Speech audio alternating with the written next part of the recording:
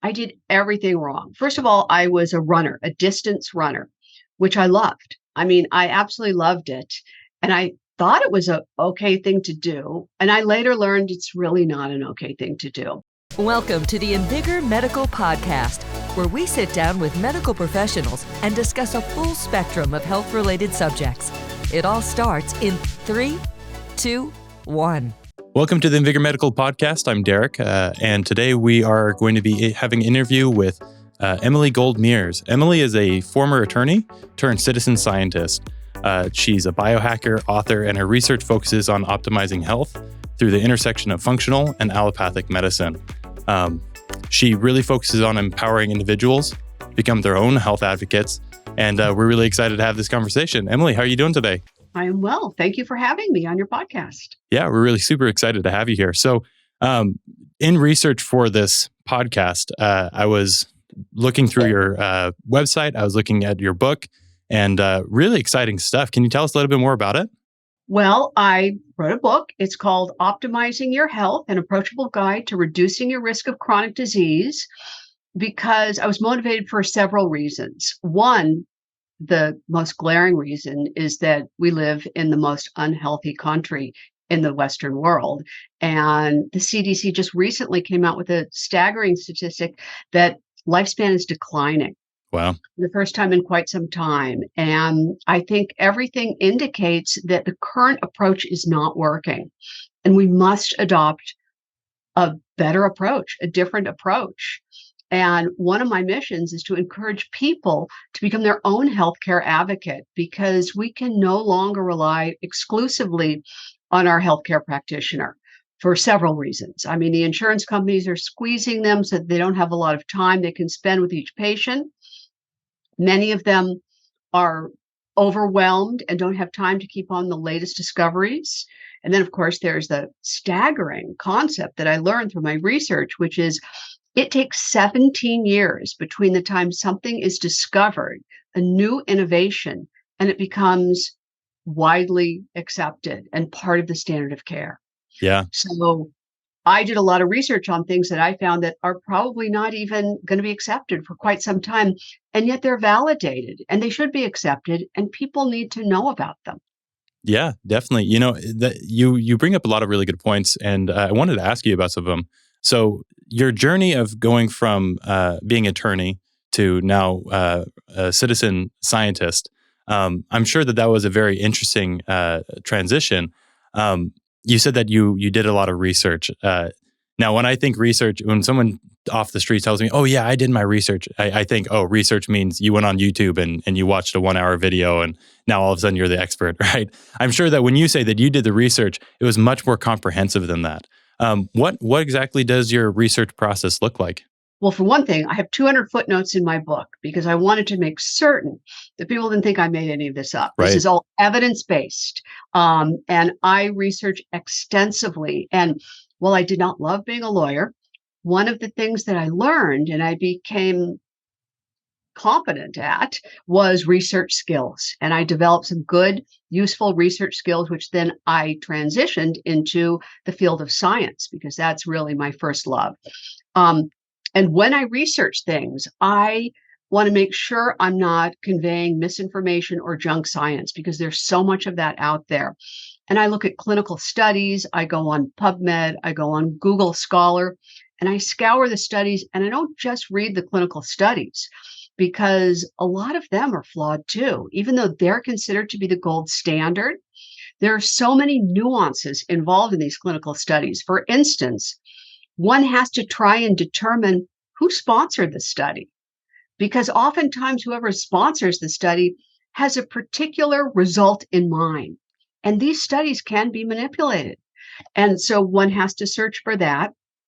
Also, one has to look at who are the participants in the study. How many participants? Were they healthy? Were they not healthy? Were they female? Were they male? What was the age? All of this impacts what the conclusions are. So I really take great care and do rigorous research and try and sift through and not promote things that I don't feel are effectively validated. Great. those are all really good stuff. So if someone really does want to go on and say, I want to find out the truth for this, and actually this is something I wanted to ask you about, is you talk very heavily about becoming an advocate for your own health. I would imagine that your transition to citizen scientist, probably the two of those, citizen scientist and advocate of health, those two are probably very heavily related. And so as people try to become better advocates for their own health and try to find good, accurate information, from what I heard, to summarize what you said, essentially go to good sources like good PubMed and Google Scholar and other sources where you can find peer-reviewed studies and meta-analyses and those kind of things. Make sure that the studies you're reading that they're the right demographics and that it's not sponsored by some company that just wants to sell you something. Exactly. Are there any other tools that you personally use or that you encourage others to use when they're trying to find high fidelity data? Well, in my mission to encourage people to be their own healthcare advocate, I don't anticipate that everyone is going to do the extensive research that I do. I happen to love research. I mean, I can fall down a rabbit hole. I love to look up things and read, and I really love it. But I accept and appreciate that not everyone feels that way. But that doesn't mean that they can't be their own healthcare advocate. And what that looks like is when you go to the doctor, you have to constantly question. You cannot accept anything 100%, because the reality is the doctor doesn't know how you react to anything.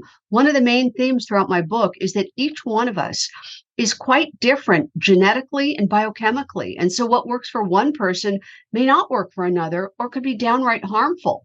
And yet most of the standard of care and most of the medicine being produced and discussed by doctors today is based upon population demographics, standard of care. And the reality is many of us fall outside of that bell curve, which dominates standard of care. Definitely. Hearing you talk about this, I can tell you're very passionate about it. And doing my research for this podcast, I know that what brought you to this point in your journey is having to take care of your father. Can you tell us a little bit more about that? Yes, I was fortunate to have one of the greatest dads in the world. I mean, he was just wonderful in all regards. He was so smart and kind. He was just a wonderful person. And he got vascular dementia. And that is a terrible thing to watch a loved one suffer, because it is consistent and steady and it is a decline. And so I was so devastated watching this brilliant man deteriorate before my eyes.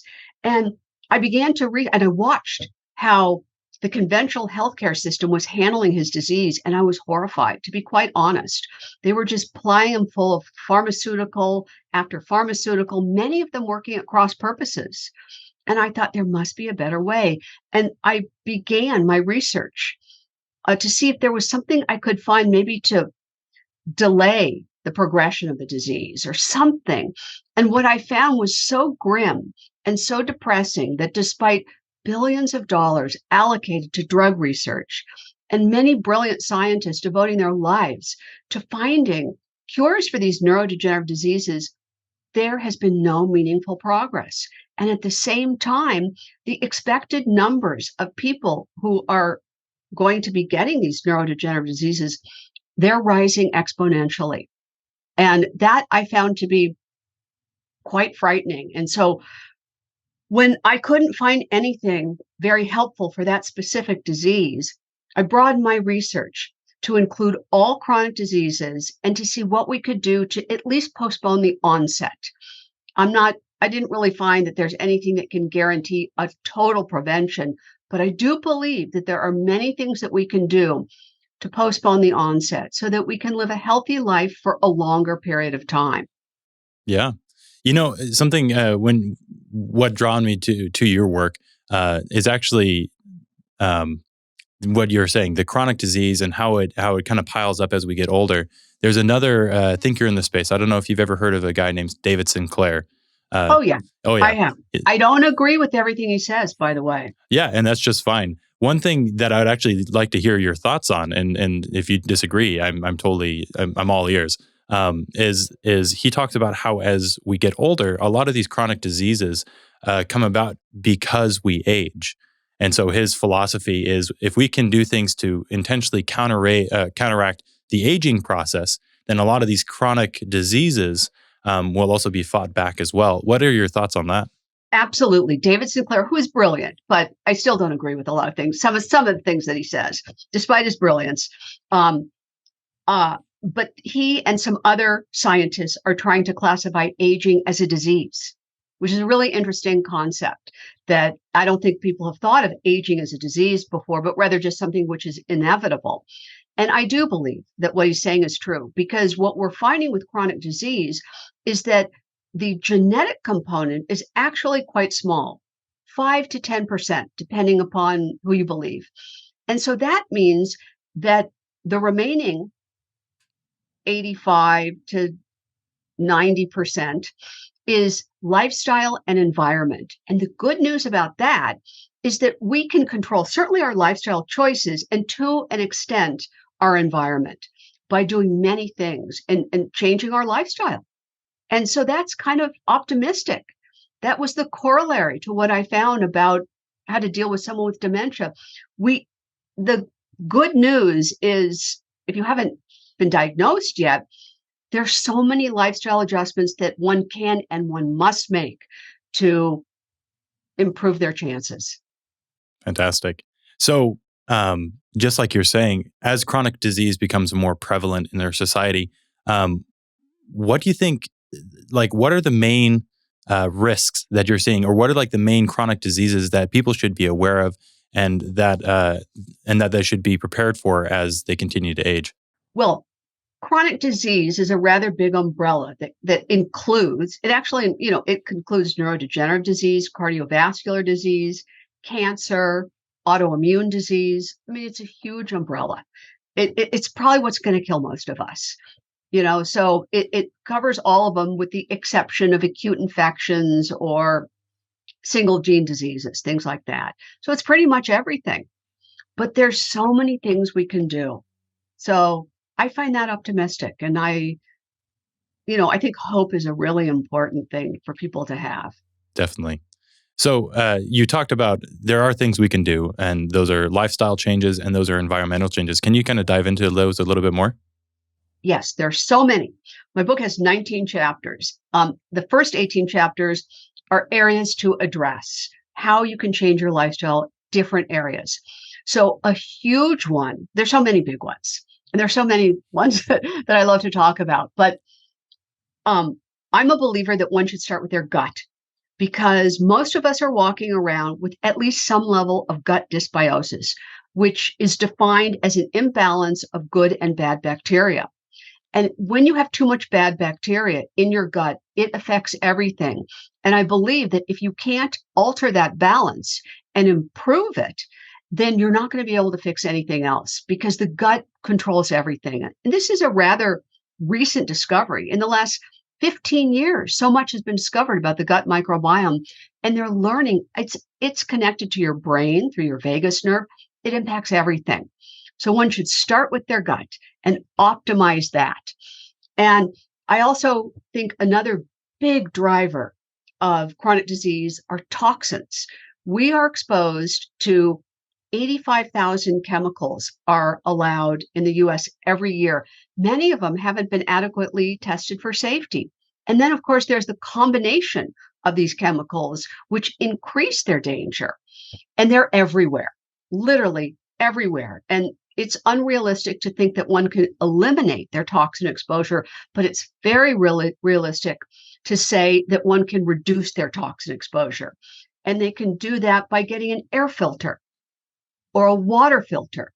They can look at what they're using to clean their house, the products, and look at the chemicals there and switch them for non-toxic alternatives. They can look at their cookware, their personal care products.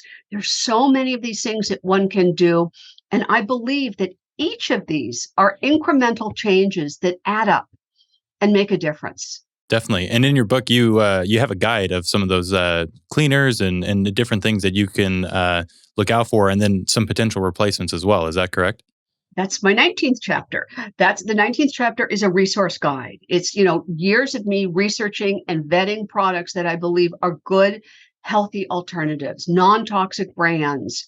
And I cover, there's, a portion for each of the 18 chapters. Well, that's fantastic. To go back to the microbiome, um, what are some things that people can do to make sure that they keep their microbiome? And I know that it's not just your gut. There's also microbiome in your mouth and your nose and your hands. In fact, more than half your body is there's a lot of little bacterias that are actually your friends and that need to be taken care of. But what are some of the best ways to take care of our little microbiomes? Well, probably the top three are the foods that you eat and the foods that you don't eat. What you choose to put in your mouth has an enormous impact on your health and well-being. It just does. And the ultra-processed foods are not anybody's friends. They're just not. Ideally, one should eat a diverse variety for their diet. They say that to eat many different vegetables because that populates your gut with different microbes. In terms of particular diets, I feel very strongly about not promoting either a vegetarian or a carnivore or any kind of a diet, because I believe that's quite individual. And some people do great on vegetarian diets. Some people feel horrible on vegetarian diets. And one really has to do their own experimentation and figure out how does their body best respond. So food is critical to improving your gut. The next thing is stress. Stress affects your gut. It affects your digestion. And we all have stress. Stress is inevitable, and it's unrealistic to think that we can avoid all stress. But what we can do is we can reframe our response to stress. And we can do things like breathing exercises, which are really pretty easy. I had a hard time with meditation, although I believe in it strongly. I read so many studies that confirm the validity of it. It's really beneficial. If you're someone who can meditate, that's fantastic. Continue down that path. It was hard for me. I'm kind of high energy and wired, and it's hard for me to calm myself down. But breathing, I found, was an easy and effective way to reduce stress. Box breathing, in through the nose for a count of 4, hold for 4, out through for 4, and then hold the exhale for 4. If you exhale for a longer period of time than your inhale, that dampens your nervous system. And it switches you into parasympathetic nervous system, which is your rest and digest process. And you want to do that. So that's the second thing to improve your gut. And the third is supplements. And I have a big chapter on supplements. And supplements are very complicated. I'm a believer in them. I think that we need them because our soil is so tainted and devoid of minerals and nutrients. And we're faced with so much stress every day. But I think one needs to be very prudent about their supplement choices. You can't just willy-nilly take a supplement. Even if someone like David Sinclair recommends it, I'm kind of shocked that all these doctors are recommending and selling supplements, because what they're overlooking is one's baseline. And I encourage people to take supplements, but not until they do some initial testing first, because you want to see what your baseline is, because the definition of supplement is to add where you're deficient. And if you already have enough minerals and nutrients and vitamins and amino acids, you don't want to add to that. It's not necessary. It's a waste of money and could be harmful. So the first step is to test and find out what your profile looks like. And then where you are deficient, then you want to add in the supplements. And then when you do that, you have to make sure that you source them properly, because the supplement industry, I think, is $150 billion. And there's such a low barrier to entry. Everyone and their brother are making supplements. And what they do is they white label them, which means that there are 14 conglomerates that own all the supplement brands, all of them. And they buy up these small brands that started with a really good motive, and they wanted to produce a pure product. But then when they get bought out, all of a sudden it becomes a financial motivation. And so they're not quite as pure. And there's a lot of testing that has gone on with these supplements that have revealed that what's actually in the capsule or the tablet does not match what's on the label. So one has to really source their brands carefully. Yeah, definitely. Here at Invigor Medical, we take that very, very seriously. And so any of the vitamins that we sell, the nutraceuticals, I don't know the differentiation between that, between vitamins and nutraceuticals and supplements might be lost on some people. But basically, nutraceuticals for us, it just means that it's a higher level of how can I say it's a higher level of stringency of making sure that those products are of the quality that they say they are. And so all of the sources that we use, they make sure like that they're like laser tested to make sure they have the exact amount. They make sure that and if we have fish oil, that they don't go rancid and that they stay cool and that they do all these things to make sure that when they arrive to the patient, they're maximally effective and as bioavailable as possible. So it's fantastic to hear you talk about all this because it's something that we care about very, very deeply. Well, that's great. Good to know. And don't get something with too many excipients or binders or Hmm. fillers to bulk up those capsules. Because Exactly. nobody needs to have those. Yeah. Well, fantastic. So we talked a little bit about environmental factors with trying to remove toxins from your environment, lifestyle factors like um, getting good diet, good variety. I'm sure that like getting fermented foods in there is probably somewhere in your book as well. I'm a huge fan of fermented foods like sauerkraut, kimchi, and kombucha. Personally, I really like kombucha. I know a lot of people don't like the taste of it, but I'm a huge fan of it. What are your take on fermented foods? So I think there's a place for fermented foods, but only for some. Because if you have SIBO, small intestinal bacterial overgrowth, you don't want to eat fermented foods because that's just going to add to the bacteria situation. Gotcha. So once again, everything is individualized. I mean, one day as artificial intelligence advances further and genetics advances further, we're going to really be able to adopt personalized medicine. And people will be able to do what works best for them, not these broad suggestions. Yeah, definitely.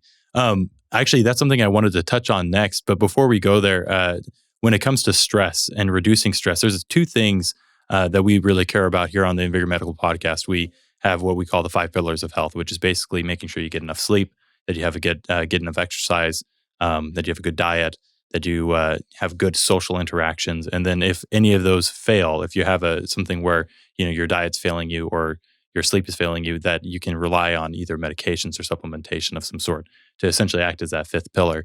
Um, but in reducing stress, I'm sure that sleep and social interactions play a huge role in that, in maintaining the health of your microbiome. Can you speak to that at all? Yes. Uh, Stress, like I said, is inevitable. And as a matter of fact, there's a concept which I love. It's called hormesis. And what that means is exposure to acute short acting stress, extremes like cold and hot and exercise, things like that.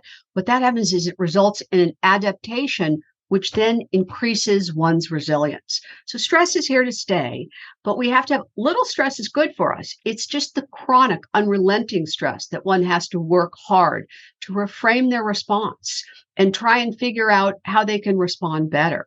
But in terms of sleep, that's a really good one. And I go into, I have a big chapter on testing and tracking, which I love. And one of the devices that I write about, which I love, is this ring that I'm wearing, the Aura Ring, which tracks your sleep data and it collects quantitative data individual. What it does that's so different from all the other devices is for the first 2 weeks that you wear it, and you pair it with your phone, it won't give you very much information. It's trying to get to know you. It's trying to figure out your particular baseline. And then after the 2 weeks, when it figures out how your physiology, then it starts to give you so much data. It gives you your resting heart rate while you're sleeping, your breathing rate, your body temperature, your HRV, which is a metric of stress, heart rate variability, how much REM sleep, how much deep sleep. It gives you so much information. And it can tell you, because it's based upon your physiology, if there are dramatic differences, it can indicate that you're getting sick or that something is awry that needs investigating. So it is a wonderful device, I think, to gather some useful data. And really personalize, get some good personalized information to you so that way you can make really good changes. That's fantastic to hear.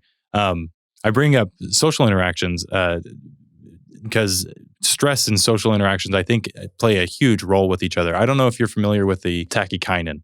Are you familiar with that at all? I've heard of it. I don't think that I could probably speak very much about it, though. Yeah. So tachykinin, I actually heard about it for the first time from a Huberman Lab podcast, which we admire and really love his work. But he talks about it at length, where if you're in social isolation, there's a lot of things that actually can then lead to chronic stress, chronic diseases, and that kind of a thing. And so literally being able to go and like talk to your friends and be able to spend time with loved ones reduces the amount of that chemical in your body to the point where you can make sure that you're maintaining optimal health and making sure that you can help prevent these chronic diseases as much as possible. So, Absolutely. I love Andrew Huberman. I mean, he is fantastic. But along those lines, I read a book about, I think it was 10 years ago. I believe that it's been re-released, and it was called The Blue Zones. And it was written by a National Geographic journalist or something. And he identified 5 places throughout the world where they had a particularly high number of people who lived beyond the age of 100. And he wanted to go explore and investigate, what were they doing? What was it? And there was only one place in the United States, Loma Linda. And the common thread, there were a few common threads, but one of the most outstanding common threads was their social interaction, their community, and how heavily they relied upon their community. And in the US, we have a real loneliness issue, and it is serious because communities are very important. yeah, definitely. So to move on to the next little part here. So we've talked about what we can do. The next thing I want to talk about, and actually something you discuss in your book, is the importance of genetics in determining our health outcomes. We can't control who our parents were, unfortunately. So what can we do to modify our lifestyle? And it sounds like there's some future technologies and some future protocols that people can do in the future to overcome those genetic predispositions. Can you talk about those? Yes, I can, because genetics is a fascinating field. It really is. I personally have had my entire genome sequenced, which I later learned is not that valuable because I have a terabyte of data that's, I don't know what to do with. But it's interesting. I love to find out about the genetic variants that everybody has. But there's this relatively new field called epigenetics. And what that means, it's above genetics, is the Latin definition of it. And it's quite encouraging because so many people are fearful of getting their gene sequenced because they think, I don't want to find out if I have, if I'm going to get these diseases. And that's not really how it works. What you learn are your genetic variants. And all that means, it's not a foregone conclusion that if you test positive for one of or many of these genetic variants, it doesn't mean that you're going to get the disease. It simply means that you have a slightly higher predisposition to get this disease. And the field of epigenetics states that your lifestyle choices either turn on or turn off the expression of these genes. And that is through so many things, through the food you eat. Food is considered information for your genes. The food you eat will turn on or off your genes. Supplements that you take will turn on or off your genes. All these things that we do, your sleep. And so that's great. Your lifestyle choices really are above your genetic variants. So it doesn't matter that we can't choose our parents. And it doesn't matter that we all have these genetic variants. What matters is our lifestyle choices. I really like how you summed that up. Because so many people, they say, oh, it's my genetics. I have a slow metabolism. And they are resigned to that fate. When really, because of epigenetics, like we do have a lot of control over the course of our life. Now, of course, there are some limitations to that. I couldn't just say overnight, okay, I want to go play in the NBA. I might be tall enough, but at this point, I might not have the right set of things to reach the peak level of that arena. But that doesn't mean that we can't maintain or reach levels of good health and of wellness that then can last us throughout our life. Exactly. That whole basketball thing, I think you have to have fast twitch muscles versus slow twitch muscles. That's kind of beyond that. You have to be born with. Right. But that's such a narrow area. But I would think anybody would want to do whatever they could to be as healthy as they can and live as long as they can. And we're learning that we have control over that. Yeah. To go back to David Sinclair, one of my favorite examples that he gave of the epigenetics that I really like is he said it's kind of like a CD, that there's little divots when you have a CD, compact disc for all the kids that are watching this that don't know what it is. I feel old when I say that. But it has a laser that basically looks at all these little discs or engraven things on the disc, and when it reads it, it basically goes over the top of it. That's kind of like our gene, and so when that gets scratched up, that's kind of the epigenetics, where it's if there's things that are messed up there, then it can affect later on. And so making sure that we take care of essentially our genome is really, really important. And so I guess to lead into the next part of the conversation, how do we go about doing that? How can we take care of our genes and take care of our cells and go about making sure that we maintain the cellular life? Well, it's good that you brought up cells because aging is all about your cellular health. That's what it is. When your cells degrade, there's something called the Hayflick limit. A scientist discovered that cells divide. I think it was 36 times. And after that, they become kind of zombie-ish, and we want to excrete those bad cells. And we do that through autophagy. And one way to encourage autophagy is time-restricted eating or fasting. Although I always like to give a caveat because one needs to be careful. That's not something that everyone can or should do. Certain women have to be careful because it can really upset their hormonal balance if they fast. So once again, this requires self-experimentation, but you want to get rid of those bad cells. And the way that we do this, we take care of ourselves and we turn on and off our genes is by all these lifestyle choices. You make sure that your oral health is tip top. You can do cold thermogenesis and saunas. And you have that's the hormesis example, where you expose yourself to this acute short-lived stress. And that has an impact of you adapt and you become more resilient. So all of these lifestyle choices that I write about, they're going to improve your cellular health and be the best thing for you to do regarding your genetic variants. Definitely. One thing I kind of want to get tease out a little bit more and kind of get your thoughts on is the difference between chronic stress and acute stress, and how acute stress can actually be good for us in certain instances, and then how detrimental chronic stress. I think we've touched on that a little bit, but how chronic stress can actually then lead to chronic diseases. So we all have stress. And like I described, the acute stress, which is under the guise of hormesis, is just when we expose ourselves. HIIT, that kind of the exercise, high intensity interval training, is a type of hormetic stress. Sauna is hormetic stress. Cold plunges are hormetic stress. There are all these different things that are considered hormetic stresses. And those are good for you. They're actually good for you. That some of them may be unpleasant, the cold, the cold plunges, but they result in positive impacts. The problem is when stress becomes chronic, unrelenting, and it doesn't stop. It's like inflammation. It's comparable to that. We would die if we didn't have some inflammation. When we cut ourselves and we become inflamed in order to heal the cut, and we need that. That's short term. It's when it becomes chronic that it's problematic and is the driver of all diseases. So that's true with stress too.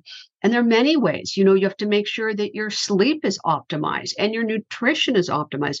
All of these things are interrelated. As a matter of fact, everything is. That's the other thing that I learned that I find fascinating, and I'm concerned that a lot of doctors overlook. Nothing acts alone. Everything is synergetic in our biology, in our bodies. You tweak one thing and it has an impact somewhere else. And that's often overlooked because doctors and specialists look at things, our body parts, as in a silo kind of a way, as opposed to a big, broad system, which is what it is. So, Yeah. Just like how you're saying at the beginning of the episode, you talked about how how traditional healthcare, obviously, it's a boon to society to be able to, if you have something acute that happens and you need help immediately, you can go and get the help that you need.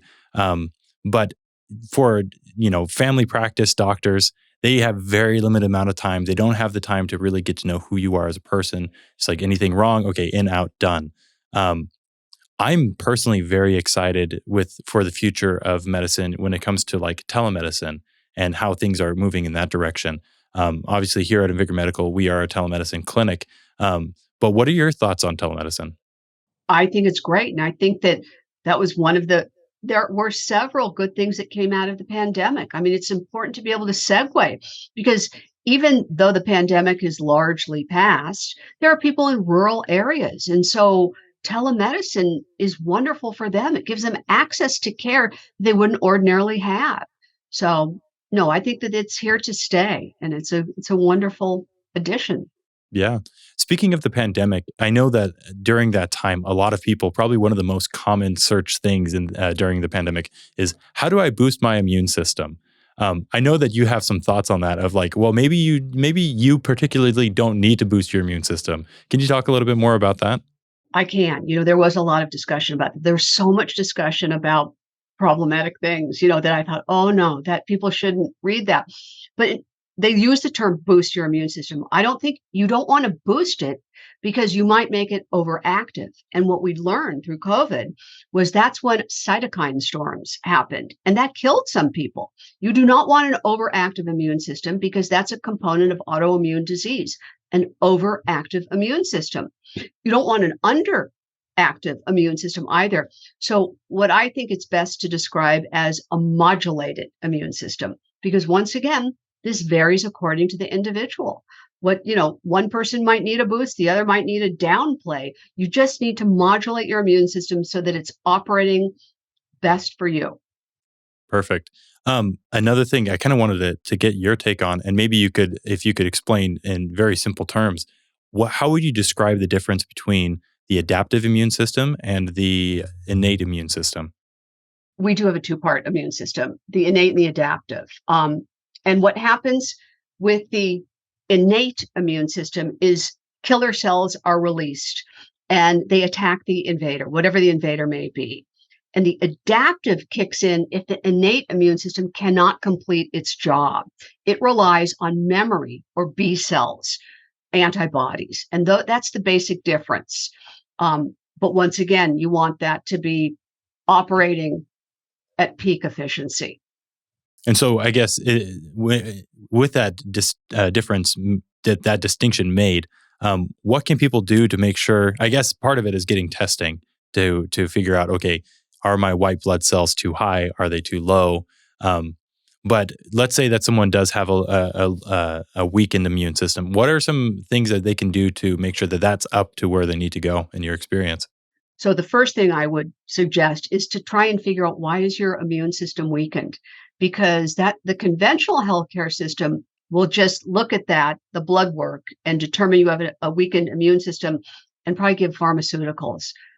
I think a better approach is to find out, why is your immune system weakened? And can we improve your immune system by stopping whatever it is that's weakening it? I would do that first, because I think that you'll have greater success with determining the source. And that's where holistic medicine comes in. And I know conventional medicine is at some odds with that. But logically speaking, I think it makes sense to try and figure out what happened.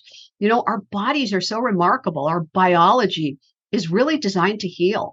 And when things go way off track, I think the best thing is to figure out what happened. Why did it go off track? Rather than just covering it up, but try and fixing it at the initial level.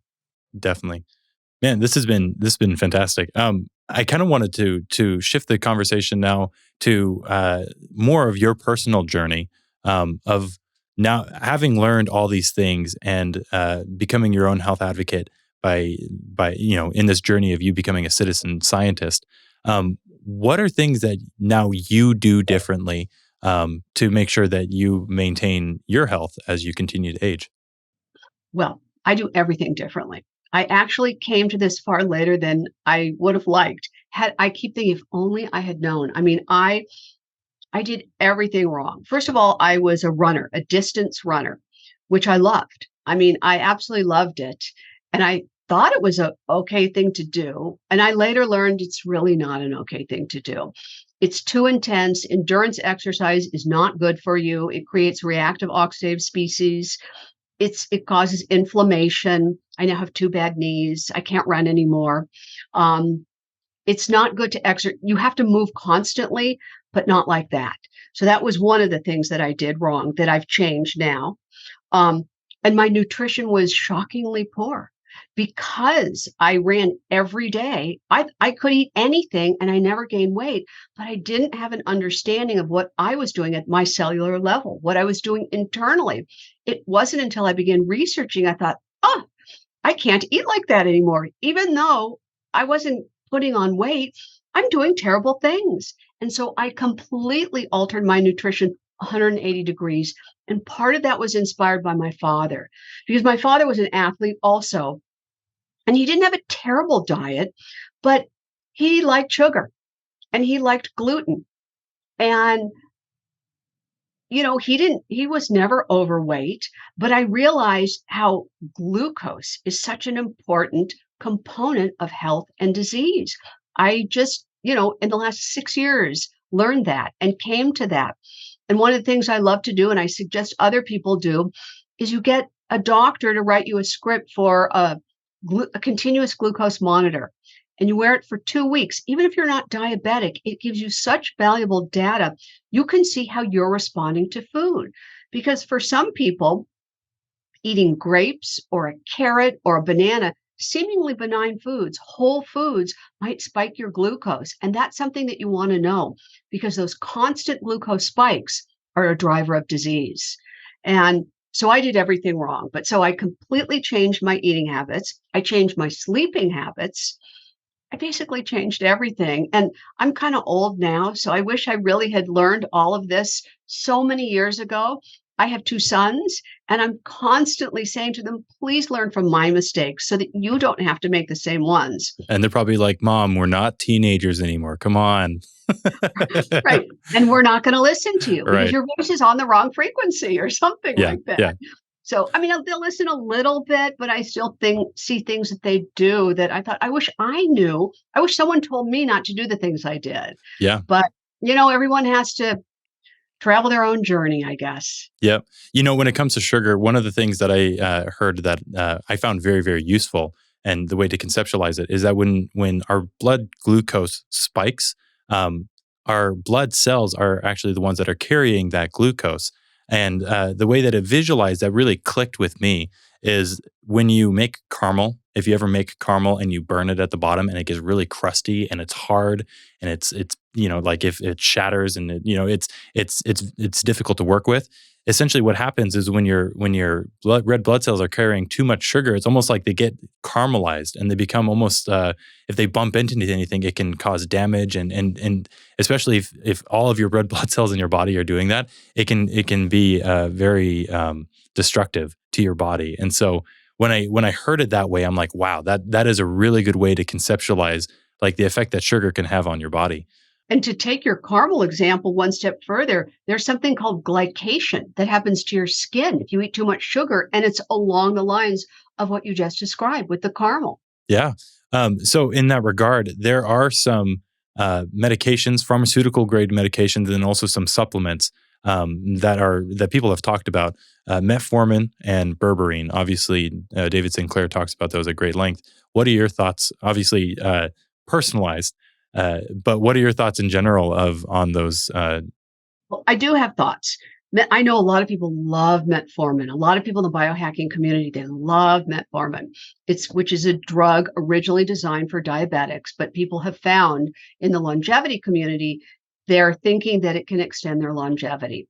Now, it's an individual thing, and I would never tell anybody or suggest anyone to take a medication before they've done their research and they've figured out their own biochemistry. I think that's really critically important. But having said that, one needs to be careful where your metformin is sourced, because a lot of them are tainted with heavy metals. And the other thing that people need to be aware of is it depletes your B vitamins. There's not a lot of talk about that, but it may be extending your life in certain regards, but we don't want to deplete our B vitamins because that affects everything, and those are very critically important.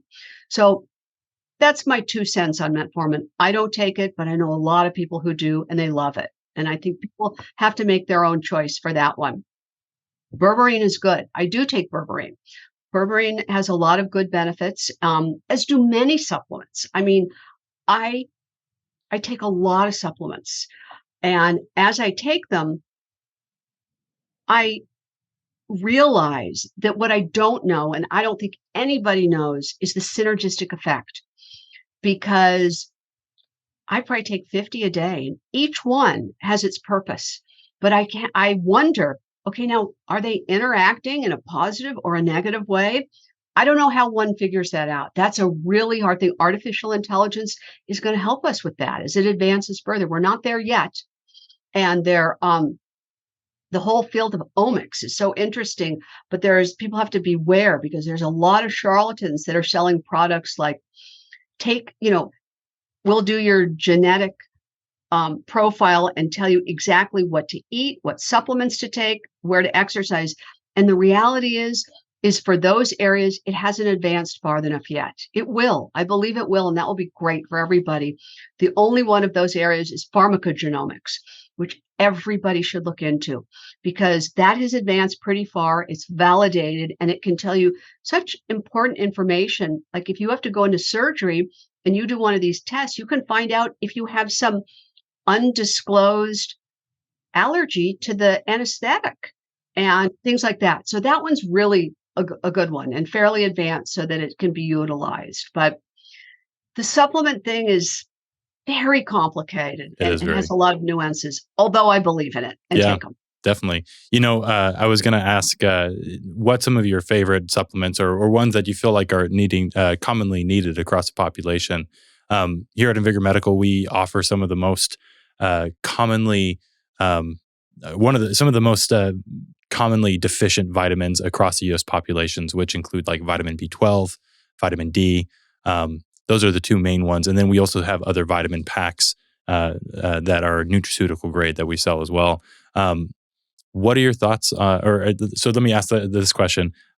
What are some of your favorite vitamins and which ones do you think in general the population is probably deficient in? Well, I wouldn't want to say what I think. They say that 80% of the population is deficient in magnesium. And magnesium is really important because it's responsible for 300 enzymatic reactions. So most people are deficient in magnesium. Same with vitamin D.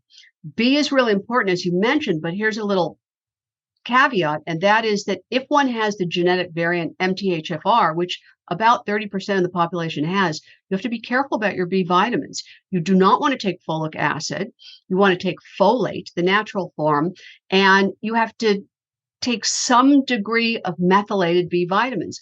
But once again, even that's nuanced. What I learned was you don't want to, if you have the MTHFR genetic variant, it means that you're not a great methylator. And methylation is a very important biological process.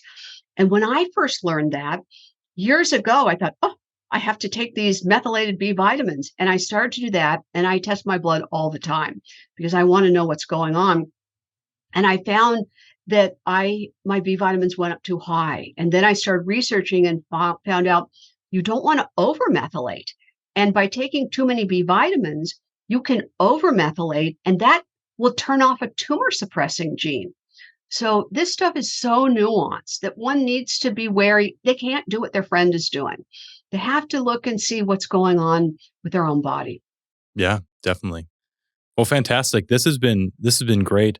So I guess as a final thought for this podcast, for this episode, is there any advice that you would give to someone that's now just kind of like waking up to the reality of their situation and say, man, I really want to become an advocate for my own health? What is the advice that you'd give them? I would say whatever you do not take anything that any healthcare practitioner tells you 100%. Question it. Try and figure out have I done that before? Because you know how your body reacts better than anybody else. And I would also tell them incremental stages. Some of this might be overwhelming to people, and they might think, I can't do all of these things. And I'm not suggesting that they should, but if you try a couple things, and you might find that you'll feel better, and that would incentivize you to stack on those couple things and try other ones. Every little incremental step, I believe, will be helpful. Well, that's great. Awesome. Well, hey, Emily, this has been an amazing conversation. Where can people find you? Well, I have a website, emilygoldmears.com, and I'm on Instagram, Facebook, and LinkedIn, Emily Gold Mears. And my book is available on Amazon and wherever books are sold. Well, that's great. Awesome. Again, thank you so much. We'd love to have you on the show again at some point, and it's a wonderful time. Thank you so much. I appreciate the opportunity. Of course.